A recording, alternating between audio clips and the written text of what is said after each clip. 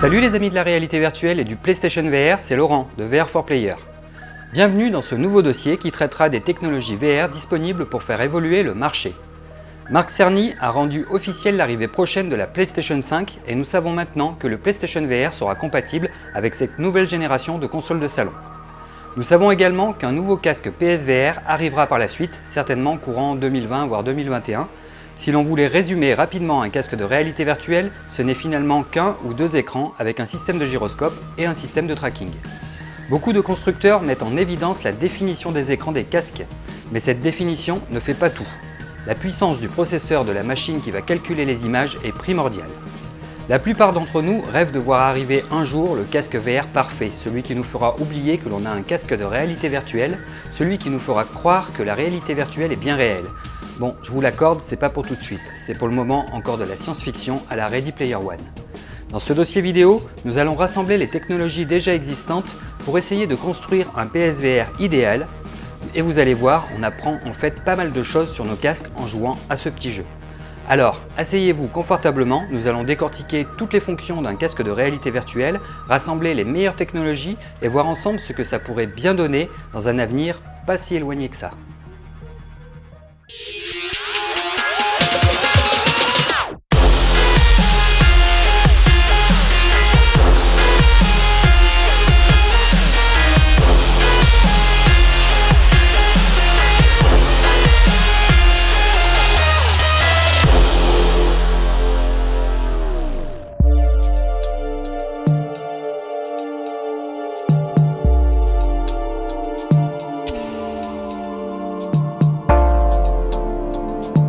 L'œil humain est un appareil très complexe, mais sa perception du détail n'est pas infinie.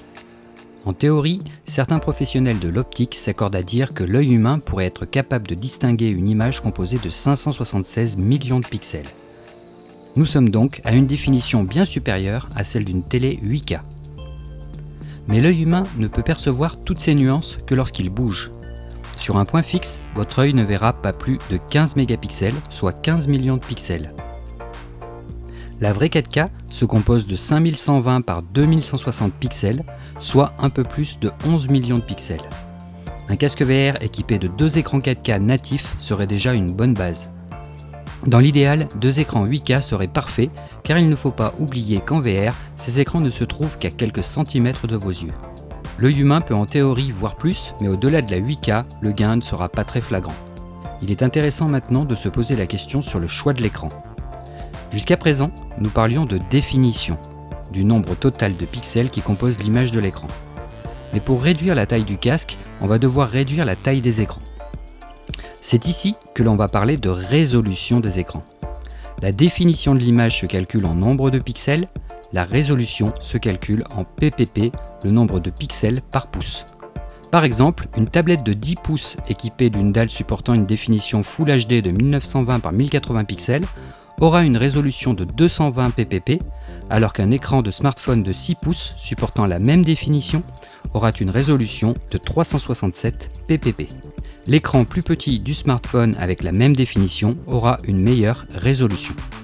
Sony savent très bien faire des écrans avec une très forte résolution. L'OLED ECX 339A est un écran OLED de 0,5 pouces de diagonale. Oui, il est minuscule. Il affiche une définition de 1600 par 1200 pixels, un record pour ce type d'afficheur destiné à faire office de viseur numérique pour les appareils photo. La résolution de l'écran monte à 4000 ppp. On peut donc tout à fait imaginer des casques VR équipés de deux ou un seul écran 8K avec une résolution maximum. On a souvent tendance à juger un casque de réalité virtuelle par sa définition, mais c'est une erreur car la définition ne fait pas tout. En 2016, nous avions pu constater que l'effet de grille du PlayStation VR était moins présent que sur les HTC Vive et Oculus Rift, deux casques qui avaient pourtant une meilleure définition que le casque de Sony. L'effet de grille provient du fait que les lentilles optiques ou loupes de notre casque nous font voir l'écran de très près. Votre œil discerne alors les pixels qui composent l'image et vous allez avoir l'impression qu'il y a une grille devant votre image. Il existe plusieurs types d'écrans et leurs rendus ont des qualités et des défauts. Un écran LCD à cristaux liquides, qui équipe la grande majorité des casques Windows Mixed Reality, ne produit pas de lumière. Le constructeur ajoute des LED qui vont rétroéclairer l'écran. L'avantage est son faible coût de fabrication, mais son inconvénient est que l'on ne peut pas avoir de noir profond avec un écran LCD, car le pixel ne peut pas s'éteindre comme sur un écran OLED. On peut cependant constater une meilleure qualité d'image sur les écrans LCD du HP Reverb 2160 par 2160 pixels par rapport aux écrans OLED du HTC Vive Pro ou du Samsung Odyssey. L'effet de grille est beaucoup moins présent sur cet écran LCD, mais cela ne veut pas dire que le LCD est meilleur que l'OLED, loin de là. Un écran OLED n'a pas de rétroéclairage par LED. Chaque pixel d'un écran OLED émet lui-même sa propre lumière. Un tel écran est constitué de matières organiques qui produisent individuellement de la lumière sous l'impulsion d'une tension électrique. Le rétroéclairage est donc inutile. Les principaux avantages par rapport au LCD sont un meilleur contraste, un angle de vision plus étendu, une meilleure réactivité et une gamme de couleurs plus vaste. Il existe cependant deux principaux types de dalles OLED. En réalité, il y en a beaucoup plus, mais on va simplifier. Les dalles OLED RGB et les dalles OLED Pentil. La dalle OLED RGB du PlayStation VR contient 3 sous-pixels rouge, vert et bleu par pixel. Cela veut dire que chaque pixel est capable de créer toutes les couleurs possibles ou même de s'éteindre complètement. L'Oculus Quest utilise deux écrans OLED Pentil de 1440 par 1600 pixels, soit une définition totale de 2880 par 1600 pixels. À côté, le PlayStation VR fait pâle figure avec ses 1920 par 1080 pixels. Le Quest dispose de 4 608 000 pixels alors que le PSVR n'en a que 2 073 600, soit 2,22 fois plus de pixels sur l'Oculus Quest que sur le PlayStation VR. Mais il y a cependant un point important à souligner. L'Oculus Quest est équipé de dalles OLED Pentil. Sur ce type d'écran, chaque pixel dispose de 2 sous-pixels, une alternance de vert-bleu et de vert-rouge. Chaque pixel a besoin de son voisin pour afficher une couleur. Ils ne sont pas indépendants les uns des autres. L'Oculus Quest dispose au final de 4 608 000 sous-pixels verts, mais que de la moitié de sous-pixels rouges et bleus, soit un total de 9 216 000 sous-pixels. De son côté, le PlayStation VR a bien 3 sous-pixels RGB par pixel, soit un total de 6 220 800 sous-pixels.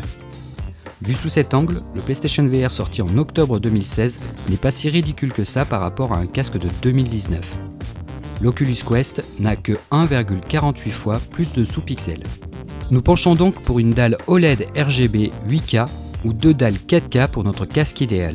Les dalles Pentil ont tendance à augmenter l'effet de grille, surtout dans les loupes d'un casque VR. Mais le choix de prendre des écrans OLED dans un casque offre un autre intérêt. Chaque pixel crée sa propre lumière, les noirs sont donc noirs car le pixel est éteint. De plus, le fait de ne pas avoir de rétroéclairage permet aux écrans OLED de s'incurver, ce qui est impossible avec un écran LCD.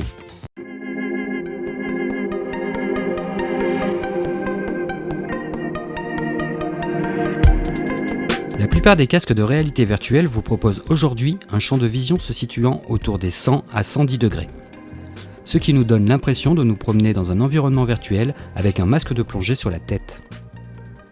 Il y a encore beaucoup de progrès à faire pour augmenter le champ de vision des casques VR. Le champ de vision humain est d'environ 220 degrés.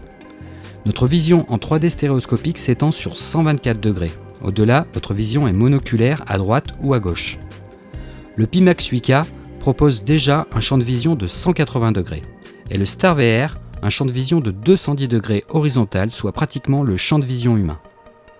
L'inconvénient avec des écrans classiques est que pour autoriser un champ de vision proche de celui de l'être humain, on se retrouve avec des casques particulièrement larges. Et oui, il faut bien entrer les écrans dans le casque. C'est donc ici que la technologie OLED RGB de LG peut prendre tout son sens, celle des écrans incurvés. Les téléviseurs incurvés n'ont pas rencontré le succès escompté. LG lève le pied sur leur commercialisation, mais des petits écrans OLED RGB incurvés auraient par contre une place de choix dans nos casques VR. On pourrait ainsi obtenir un champ de vision équivalent aux 220 degrés de la vision humaine dans des casques de petite largeur et donc beaucoup moins lourds et encombrants. La technologie existe, il ne reste plus qu'à espérer que LG ou Samsung se lanceront dans ce type d'écran pour la réalité virtuelle.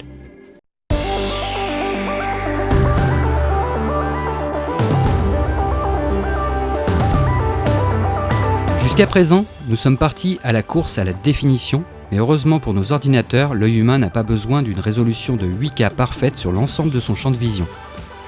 C'est là que la technologie de l'eye tracking va venir nous faire économiser des ressources. Les écrans auront bien une définition en 8K ou en 4K native, l'œil humain est en réalité limité.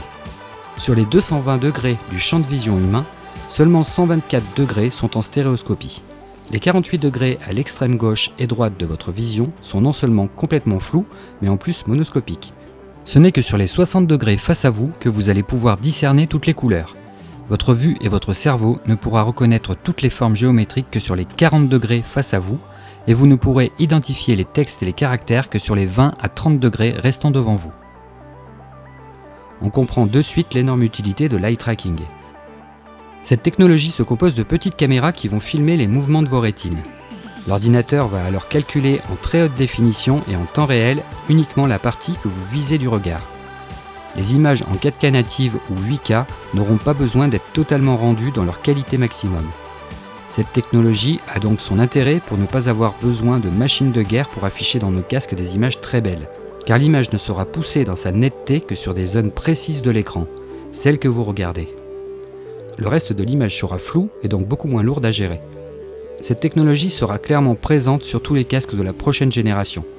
Il sera également possible avec l'eye tracking d'afficher des zones en avant-plan ou en arrière-plan plus ou moins nettes. Cela ajoutera à la VR de la profondeur de champ.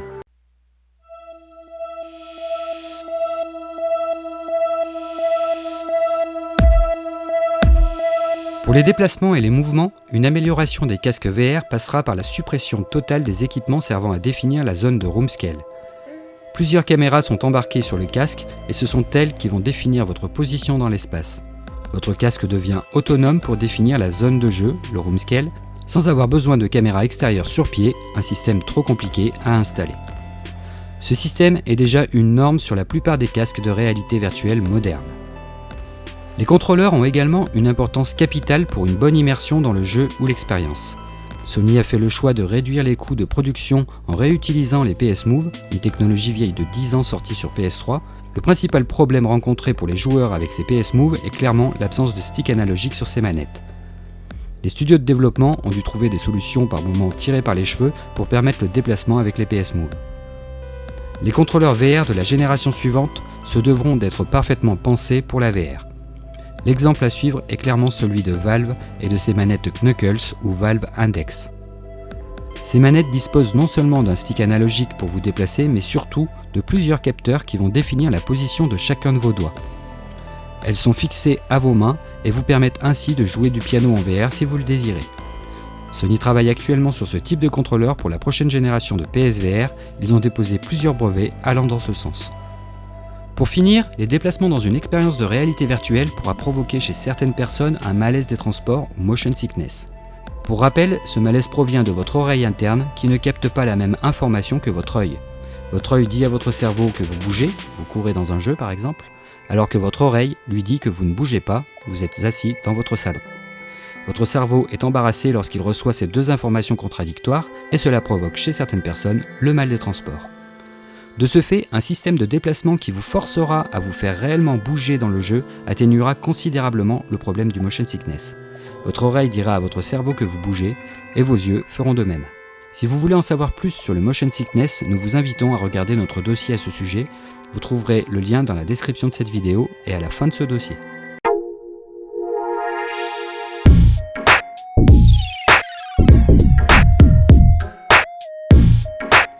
On parle de framerate ou de FPS depuis des années dans le jeu vidéo. Mais une question revient souvent, celle de savoir quel framerate l'œil humain est-il capable de percevoir. À partir de quel framerate, ça ne sert plus à rien de l'augmenter. Cette question n'a pas vraiment de réponse car l'œil humain ne voit pas en images par seconde. Des tests de l'US Air Force ont démontré que certains pilotes étaient capables de reconnaître le modèle d'un avion dont l'image ne leur était présentée qu'un 220e de seconde. Techniquement, l'œil humain est capable de saisir une image en moins de 1 demi-millième de seconde, soit un framerate de 2000 fps. Un film au cinéma est projeté en 24 fps, mais le film semble pourtant parfaitement fluide, là où un jeu en 24 fps sera saccadé. La raison de ce problème est due au flou de mouvement. Dans un film, si vous faites une pause, vous allez vous rendre compte que l'image, lors d'un mouvement, est particulièrement floue. Dans un jeu vidéo, et malgré l'utilisation de filtres de motion blur, l'image est toujours beaucoup plus nette. Le framerate idéal sera celui du confort. En VR, il est déconseillé de descendre en dessous de 60 fps si vous ne voulez pas vomir votre repas. À 60 fps, c'est déjà correct, mais on peut s'accorder à dire qu'un framerate de 120 fps serait déjà super en VR. Mais il faudrait tabler sur du 250 fps pour annuler tout effet de saccade et de flou de bouger.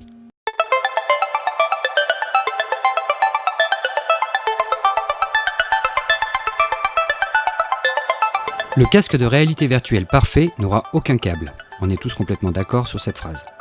Mais encore une fois, il faut faire la différence entre un casque totalement autonome sans PC et un casque sans fil qui va afficher les images d'un PC. On n'est pas près de voir des casques autonomes capables d'envoyer de la 8K à 120 fps. Les meilleures cartes graphiques mobiles actuelles dépassent difficilement les 1 teraflop de puissance, soit l'équivalent de la puissance de calcul d'une Nintendo Switch. Voilà ce qui explique la nette différence de qualité des graphismes entre un Oculus Quest et un PlayStation VR avec une PS4 Pro derrière. Le Quest semble complètement largué par le PlayStation VR, même avec une définition 2 fois plus grande. Il nous faut donc un réseau Wi-Fi surpuissant capable d'afficher 2 flux vidéo 4K natifs à 120 fps sans aucun fil. Et là, le Wi-Fi ne sera tout simplement pas suffisant. La norme 802.11n permet d'obtenir un débit théorique de 450 Mbps pour des portées de l'ordre de 250 mètres. Deux technologies sans fil sont alors intéressantes pour résoudre notre problème. La première technologie à surveiller serait pratique pour un casque autonome qui utiliserait le cloud gaming pour jouer en VR. Il s'agit du Li-Fi, qui signifie Light Fidelity. C'est une technologie permettant la connexion à Internet via les lumières à LED. Ubisoft sont en train d'expérimenter cette technologie dans les avions, présentation au Salon du Bourget en ce moment même. Le Li-Fi fonctionne avec des diodes électroluminescentes. Et là, vous allez me demander, c'est quoi le rapport entre une ampoule et Internet ? Eh bien, les chercheurs se sont rendus compte que cette lumière LED créait une fréquence quand on l'allumait et qu'on l'éteignait, permettant alors de transmettre de l'information. Ainsi, une LED allumée transmet un bit 1 et une LED éteinte transmet un bit 0. D'où la possibilité de l'appliquer de manière théorique à un modèle informatique. Le Wi-Fi, le Bluetooth ou la 4G fonctionnent avec des fréquences radio.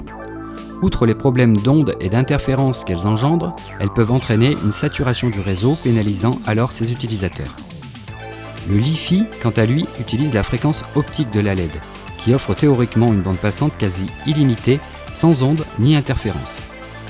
Le Li-Fi offre un débit internet de 1 gigabit par seconde en moyenne, soit une vitesse aussi rapide que la fibre optique la plus performante, 10 fois plus rapide que les offres fibres d'entrée de gamme des opérateurs, 100 fois plus que l'ADSL et 30 fois plus que la 4G en moyenne. Par ailleurs, la technologie Li-Fi a déjà atteint le record de 224 gigabits par seconde en laboratoire. Cette technologie est donc plutôt encourageante, surtout pour le cloud gaming. Si on peut l'utiliser dans les avions, on peut l'utiliser de partout sur la planète. L'autre possibilité est un réseau Wi-Fi de très haute fréquence entre le PC ou la console et le casque VR sans fil. Dans ce cas, on ne parle pas du tout de streaming de jeux vidéo VR. La société Qualcomm a annoncé des puces Wi-Fi qui vont exploiter la fréquence des 60 GHz, spécialement destinées pour la réalité virtuelle. Les puces Qualcomm sont capables de fournir des vitesses supérieures à 10 gigabits par seconde.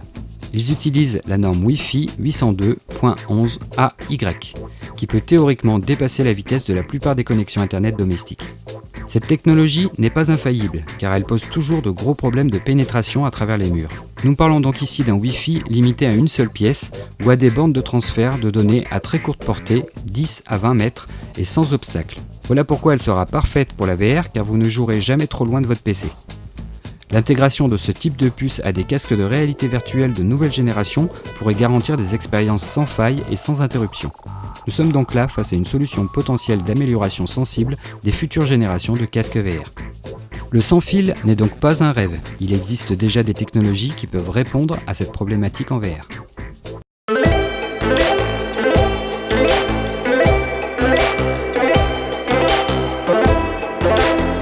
Beaucoup de joueurs PC pensent encore que la 4K 120 fps, ça n'est pas encore pour tout de suite sur un jeu qui booste tous ses rendus au maximum. Mais l'informatique bouge vite. Alors certes, la loi de Moore ne fonctionne plus, cette règle selon laquelle la puissance de traitement des ordinateurs augmente de façon exponentielle tous les 2 ans a atteint ses limites. Les constructeurs trouvent cependant toujours de nouvelles solutions pour améliorer leurs produits.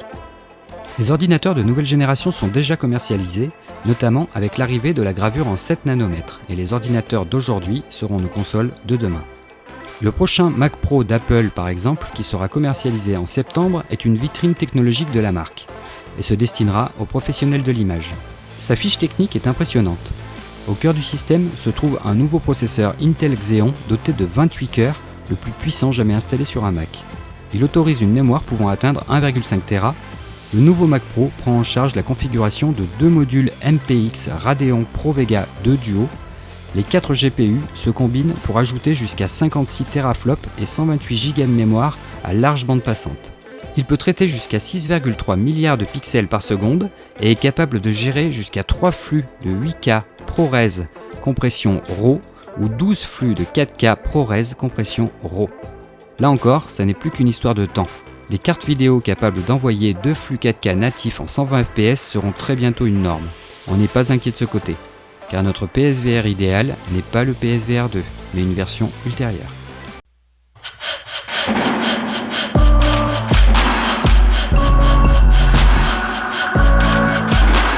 L'été approche et n'importe quel joueur fan de VR pourra vous dire qu'il est des fois difficile de rester avec un casque de réalité virtuelle durant une longue session de jeu lorsqu'il fait 35 degrés. Un système avancé de ventilateurs serait le bienvenu. Ces ventilateurs pourraient être activés avec une touche d'un contrôleur, mais ils pourraient également être utilisés pour simuler du vent ou le souffle d'une explosion dans un gameplay de jeu par exemple. On pense ici à des options supplémentaires inspirées des cinémas 4DX. Un autre point important d'un très bon système de ventilation est qu'il sera très utile pour éviter la formation de buée sur vos lentilles. On a déjà tous rencontré ce problème et il est parfois nécessaire de mettre le jeu en pause pour nettoyer les lentilles. Enfin, une option d'ouverture du casque par l'avant serait la bienvenue. Cette option n'est pas présente sur le PlayStation VR et elle manque souvent. Même s'il est possible d'afficher le monde réel dans le casque au moyen de ses caméras, il est parfois pratique de pouvoir ouvrir son casque pour parler directement avec votre entourage, pour grignoter un morceau ou boire un coup, ou pour utiliser son téléphone portable pour envoyer un SMS par exemple. Bref, l'option facile qui nous permet de rester connecté au monde réel. Dernier point qui peut être débattu, un casque VR a-t-il vraiment besoin d'intégrer des écouteurs audio ? Oui, c'est toujours un plus, mais c'est également une option qui peut augmenter le coût de fabrication du casque. De plus, les joueurs ont bien souvent déjà leur propre casque audio, alors peut-être vaut-il mieux utiliser cette économie dans des fonctionnalités moins courantes.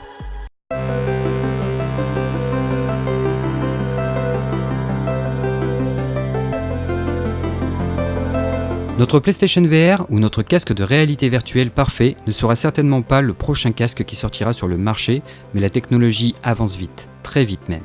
Le PlayStation VR, bien que sorti en 2016, n'a pas encore délivré tous ses secrets et pourra encore nous surprendre sur PlayStation 5, c'est certain. Bien entendu, on attend de nombreuses améliorations pour le PSVR 2 ou sur les prochains casques en général. Notre casque idéal aurait 2 écrans OLED avec des dalles RGB incurvées pour augmenter sensiblement le champ de vision tout en gardant une taille acceptable. Un champ de vision de 220 degrés serait optimal. D'un point de vue définition, bien que 2 écrans 8K seraient au top, on ne va pas être trop gourmand et tabler sur 2 écrans 4K natifs de 5120 par 2160 pixels. Bon ok, je me suis un peu emballé là. Divisons donc cette définition par 2, soit 2560 par 2160 pixels par œil, et l'on est déjà sur une définition bien plus probable pour le PSVR 2. A partir de là, on entre dans une configuration déjà plus crédible pour un casque de prochaine génération. Pour le moment, la majorité des casques VR ne sont pas équipés de l'eye tracking. Cette technologie est par contre une réelle innovation qui apportera beaucoup à la VR, car la partie de l'image ne sera calculée que si vous y posez votre regard dessus. Cette technologie va donc alléger considérablement le traitement graphique de nos processeurs. L'eye tracking est une technologie indispensable pour un bon développement du marché de la VR. D'autres points importants sont à ajouter à notre commande. On pense à un très bon tracking intégré sans besoin de caméras supplémentaires externes à ajouter. Le framerate pourrait également proposer une upgrade en passant de 60 fps minimal à un petit 90 fps, voire même 120 fps. Pour rappel, le PSVR est déjà capable d'afficher cette fréquence d'image. L'un des points noirs de la VR actuelle reste l'encombrement de ses câbles. Alors oui, en jeu, on arrive à les oublier, mais l'usage d'un casque VR serait tellement plus facile si on avait juste à le mettre sur la tête et à l'allumer. La console ou le PC devront être puissants pour que le joueur puisse constater une nette amélioration par rapport à la génération précédente. Enfin, quelques options comme une excellente ventilation interne viendraient améliorer le confort dans le casque. Voilà, notre portrait robot du casque VR de nos rêves est posé. On est bien conscient que ça ne se fera pas en un jour, mais on espère voir arriver certaines de ces technologies sur la prochaine génération. Voilà les amis, on espère que ce dossier vous a plu. On vous propose pour finir de visionner un petit trailer de notre conception qui met en image le résumé de cet article, histoire de vous hyper un peu plus. On vous dit à très bientôt. N'oubliez pas de nous lâcher un pouce haut si vous appréciez ce que l'on vous propose, de cocher la petite cloche pour ne rien louper de nos prochaines vidéos et enfin, si vous pouvez nous aider financièrement, de devenir un membre soutien actif de la chaîne en nous glissant un petit pourboire de la somme que vous voulez sur notre page Tipeee. On tient à remercier tous nos tipeurs, sans eux, ce dossier vidéo n'existerait pas. Merci à eux. Le moment est venu de vous laisser avec notre trailer d'un éventuel PSVR 2 de rêve. Ciao les amis et à très bientôt dans une prochaine vidéo. Ciao ciao.